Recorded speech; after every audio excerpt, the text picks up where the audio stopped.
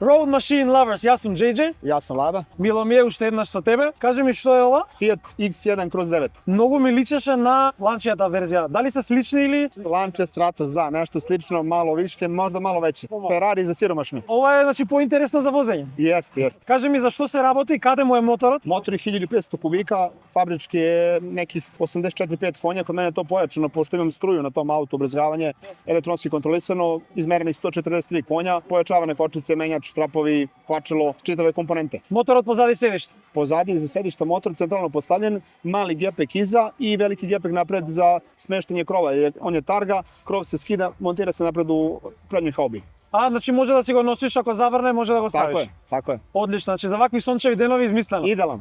Што имаш нешто правено? Гледам дека има, мислам дека сликови или полусликови. Poluslikovi su točkovi, kočnice su dosta pojačane, jer se auto baš dosta vrti, poprilično lepo, ide baš kao metak. I onda moraš da pojačaš kočnice i razne stvari da uradiš da bi prilagodio autoputu. Се возили на патека? Ne, nisam vozio, još uvijek. Внатре интериерот е стандарден или нешто преправено? Standardne su osnove, ali su pravljene druge šare. Ja sam teo da budu sedišta pola koža, pola alkantara sa romoidima, pa mi je to majstor pravio po mojoj volji, ali je standardna instrumentabla, standardna sedišta, takav oblik fabrički nosi. Дали знаеш кој газда си поред? Pošteno ne znam, vlasnik je bio isto iz Novog Sada pre mene, stariji čovjek u pitanju koji je nažalost preminuo kad sam kupio auto njega, posle 2-3 meseca preminuo, a ko je bio vlasnik pre njega ne znam. Samo znam da je bio fabrički crvene boje, ja sam kupio, bio je nekako nebasto plav tada, Aha. pa sam ja taj auto onda skupio komponente, delove godinu i po dana i pravio ga po svojoj volji. Дали се бандажите фабрички? Nisu fabrički, kupljeni su naknadno.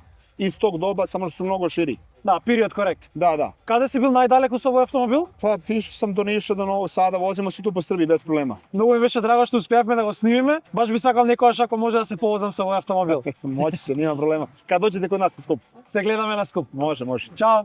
Ćao.